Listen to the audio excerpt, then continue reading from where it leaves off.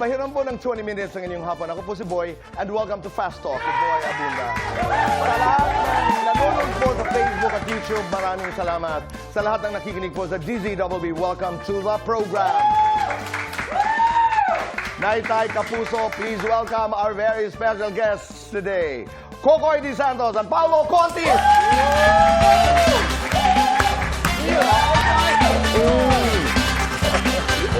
Wow! Gusto ko naman yung sayawan. Bakit ba? Guwapo niyo. Maraming salamat. Hi. Salamat at kayo'y napadalaw dito. Maraming salamat at pinatuloy mo kami dito sa pintuan. Hinaharang nga kayo dyan ni Chang Susan eh. Alam niyo, when we were talking about Paolo and Kokoy, unang pasok sa isipan, both of you are excellent actors, dramatic actors. Di ba? Anong sabi mo? Grabe naman. Siya po, idol. Napapanood ko lagi si Kokoy sa mga yung pagtawid sa comedy, how is that experience? I'm asking because I want to know kung requirement ba maging mahusay na aktor, drama ang pinag-uusapan, para ikay maging epektibong aktor sa comedy. Ako, Kuya Pao, sa akin kasi na-discover ko talaga dito sa Bubble Gang na marunong pala akong mag-comedy. Kasi talagang puro drama rin yung ginagawa ko eh. So kung pag ako tinatanong, Tito Boy, more of sa script siguro, sa writers, ganyan. Sandali. So before that, bago ka nag-bubble, Bubble Gang. bago ka mag-bubble, ay ang iyong pananaw sa pag-arte at ang iyong tingin sa iyo bilang aktor, dramatic actor ako. Opo, Tito Boy. Nandun ang mga pelikula itong drama, Tito Boy. Oo. Napapanood ko na iba eh. Tama. Palaban. Palaban.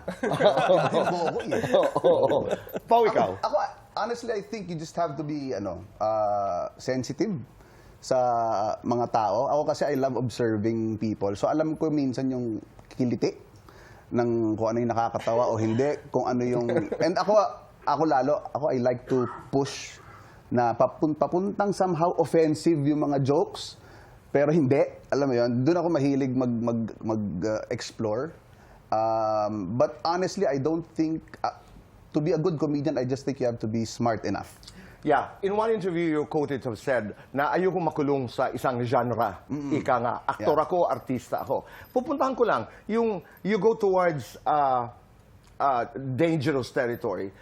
Ano yun? Yung insult comedy o offensive? Anong ibig sabihin ng offensive comedy? Yung pampagising, pang-provoke? Kumbaga pang-provoke lang. Pang-provoke, but again, hindi naman siya offensive in the sense na hindi ako nang o-offend ng tao. At the end of the day kasi, of course, when you do comedy, gusto mo lang naman magpatawa eh. And sometimes, the more sensitive topics, minsan mas napag-uusapan siya in a form of comedy. At ang daming pwedeng pag-usapan. Madaming pwede pag-usapan. At marami kang matututunan pag may kasamang humor. Kasi ang dami-daming komedyante, halimbawa, sa buong mundo na nagrereklamo dahil nga sa political correctness, ang daming hindi pag-usapan at ang daming hindi pwedeng gawin kasi ang daming sektor ang, you have to be sensitive to. Paano ang balanse nun? You know when to stop? I mean... Honestly now, we are still learning. You are? We are still learning. Because, again, hindi mo alam kung ano yung bigla mong ma-offend eh. Again, minsan mas natututunan mong ang mga ilang bagay kapag may humor. Pero minsan, may ma-offend ng tao. Kasi minsan, feeling nila, pinagtatawanan mo sila. Hindi, gusto mo lang magpatawa. Pero at the same time, nakakaturo ka ng ibang mga bagay sa mga taong nanonood. Oo. Ikaw, Koy, take mo doon. Ako, talaga nandun pa rin. Nag-a-adapt kasi. Siyempre, yung audience natin ngayon, di maiwasan siyempre. So, nandun pa rin ako palagi na mas nakikinig ako sa mas senior, kumbaga. Alam mo, I was reading your story. Meron akong nabasa some time ago na nung nag-uumpisa ka, para makakuha ka ng trabaho, makakuha ka ng role, nagbabaklaran ka. Opo. Totoo yun? Nagkakataon lagi, Tito Boy, eh. Kasi nga, siguro, naging panata talaga. Ako, kami ng pamilya ko. Simba ka talaga. Opo. Hinihingi mo talaga. Opo, Tito Boy. Specific talaga. Hindi siya specific, Tito Boy, pero nandun ako sa point palagi, sana po kahit ano na lang. Sana para... Ang bubble gang ba pinagdasal mo? blessing to Tito Boy. Ay, di ba? O, ang hirap. Oo. Di ba? Nandun kami sa point, Tito Boy, di ba? Ang hirap magpasaya. Di ba? May mga ganun. Minsan, madaling araw na, pero lahat ginagawa mo. Ngayon lalo, ang hirap magpasaya, magpatawa. Mahirap. Ang hirap, oo. Anong it's- pinanggagalingan nun? Because, Again, yung mga na-offend agad na tao. at immediate ang reaksyon. At immediate ang reaksyon, no? Mahirap. lahat Unlike parang- before, ako ang tagal ko na sa bubble gang eh. Ang layo nung pwede namin gawin before sa pwede namin gawin ngayon. But again, of course, you have to adapt.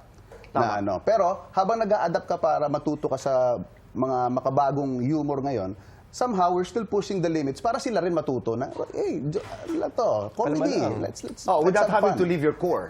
Exactly. Di ba? Kasi ang pinanggalingan mo, you've been in not in the business, but you've been on air for 29 years. Yes, exactly. Di ba? So- So, you must have done something right. Yes. So, kailangan hindi mo rin makalimutan yung core na ginagawa mo dahil yun ang alam ng audience. Let's talk about Bubble. Let's talk about Bubble Gang. 29 years. Kumusta yun? Ako, it's a privilege to be part of the show. Hindi ako buong 29 years sa Bubble. If I'm not mistaken, 15 to 18 years na ako sa... But that's a long time. Yes, it is. It is a long time. I've learned a lot thanks to the creatives and kay Kuya Bitoy. Ang laking bagay niya sa confidence, ang laking bagay niya sa career na kumbaga kapag kailangan mo ng, alam mo yan, household name na ang Bubble Gang eh. So I'm very lucky that I'm still in the show. Balikan ko lang yung dangerous. Because comedy can be dangerous. Yes. It can be provocative. Lalo na pag ginagamit na komentaryo. Kasi may insult comedy, may mga parodies, etc. etc. Specific na pagkakataon na hindi nyo inakalang makaka-offend. May naalala ka? Marami. Katulad? Hindi ko pwede i-discuss eh. Hindi pwede. Oo eh. Kasi Ano to? nga na-offend eh. Hindi. Okay. Hindi dahil... No, I wanted to go into the topic. There was a character that I played that a lot of people somehow... nung una, okay. And then, after a couple of years, may nagbalik noon kasi ni-replay namin. Tapos, ayun, tinira nila yung sketch na yun because of what I did. So, again, I cannot say In a what's what, situation but- like that, anong ginagawa mo? Wala Wala lang. akong pwedeng Wala. gawin eh. O kasi may mga nagtatanong sa akin, I think I'm one of the most I'm one of the most spoofed. Oh. Oo, di ba? Oo, tinatanong nila ako, ano ba ang reaksyon mo? Ako talaga hindi ako napipikon. Totoo ho to, mula sa aking puso.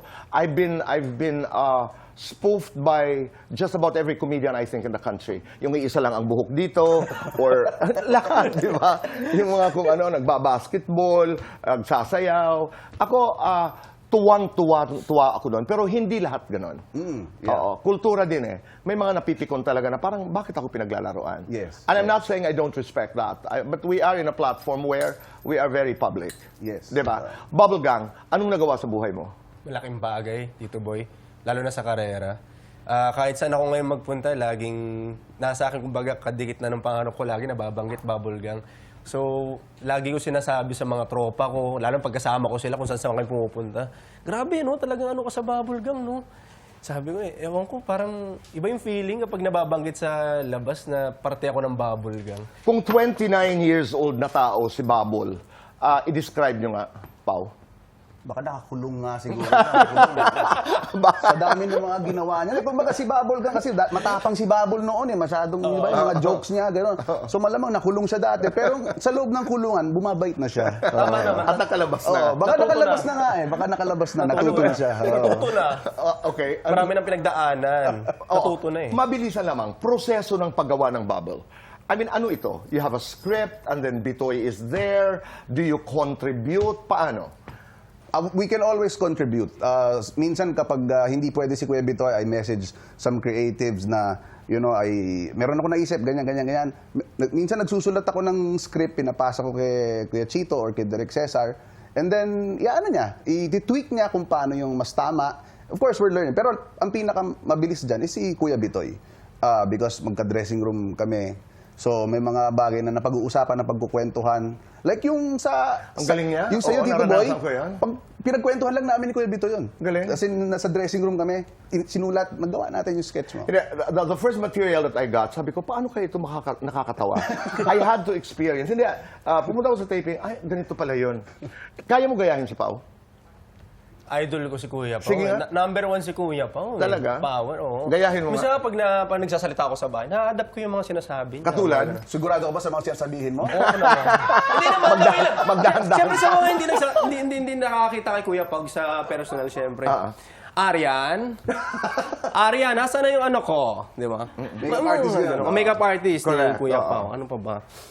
Yung siguro yung sa mukha, ang hirap, pinag-iisang-isang Paolo Contis. Di ba? Nag-iisa. Sagutin mo, Pao. Kaya mo. Kokoy, simple lang. Kokoy to, Kokoy. Kokoy, nakangitilan lang.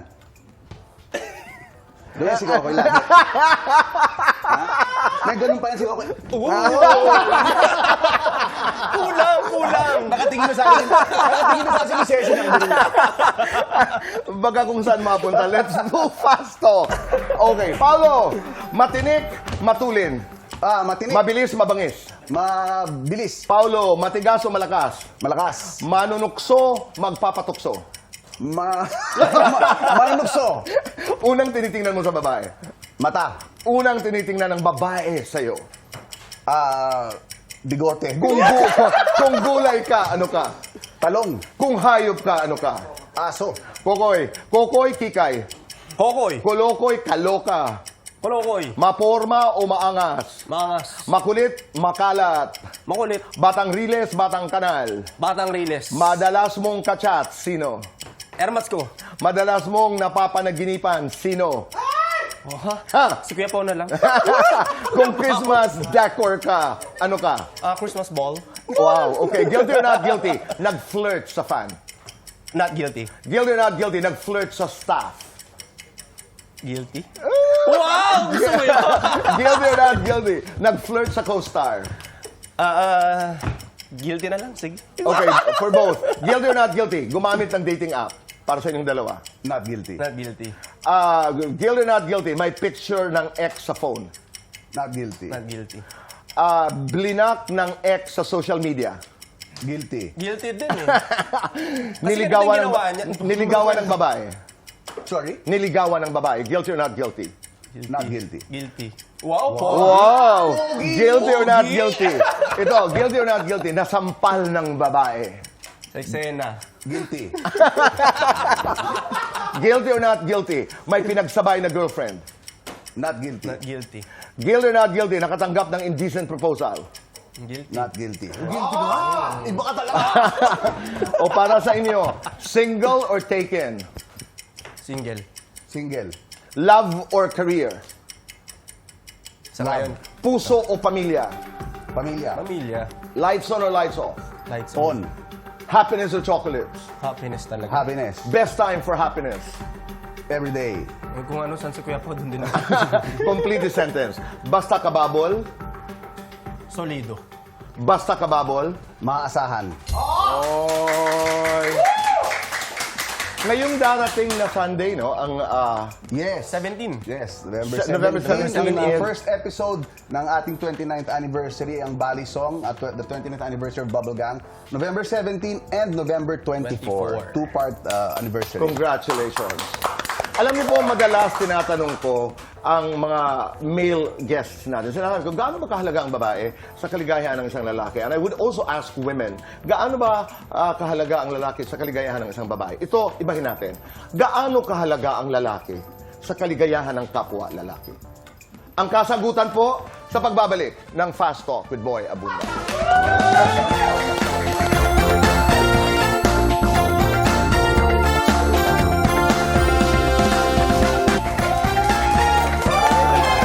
Sa Fast Talk with Boy Abunda, kasama pa rin po natin si Paolo at si Kokoy. Bulaklak muna para sa inyo. Oo. Kung halimbawa ibibigay niyo yung bulaklak na yan sa isang tao ngayon, kanino niyo bibigay? Ako sa mama ko. Oo. You've always been the son of your mother. Yeah. Parati ko yan sinasabi. Yeah. Oo. Oo. Kay mama. And if you were to thank Mama, how would you say it? I always thank her for everything that she has done for me. At lalo ngayon kasi for the past how many years of my life, hindi ko siya napasalamatan ng tama. And ngayon ko na-appreciate kung ano yung mga ginawa niya for me.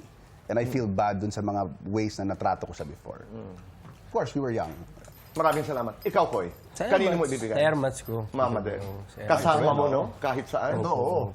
Oo. You would also say what? Thank you. Salamat kasi ito lang din. Ito yung taon din siguro naman na ilang taon din kasi na simula bata ko lagi ko siyang kasama. Okay.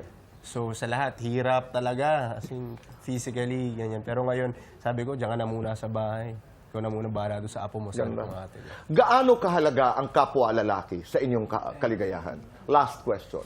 I think it's important that you have a good friend na lalaki na napagsasabihan mo ng lahat. And it's very important. Meron ka niyan, constant sa buhay mo? Yes. Meron. Yes, meron. Ikaw, Koy. Sa akin din dito, boy, yung best friend ko, ngayon, nasa ibang bansa na siya. Shoutout sa'yo, kay Rex. Sabi ko nga sa kanya, ang dami mong alam siguro, hindi alam din ng pamilya ko. Kasi may mga bagay na gano'n na nasasabi mo lang sa tropa mong lalaki na hindi mo nasasabi rin sa kaibigan mong babae, kapatid mong babae. Maraming salamat sa inyong dalawa. Thank you, Tito Boy. Mabuhay Tito kayong Boy. dalawa. November 29, we start the Bubble Celebration. Yes. Next week na po, this Sunday. November 17 and 24. Koy, Pao, maraming salamat. Thank Thank you, Tito Boy. Maraming salamat po. Kita-kita tayo muli bukas. Dito lamang po sa Fast Talk with Boy Abunda. Goodbye for now. God bless.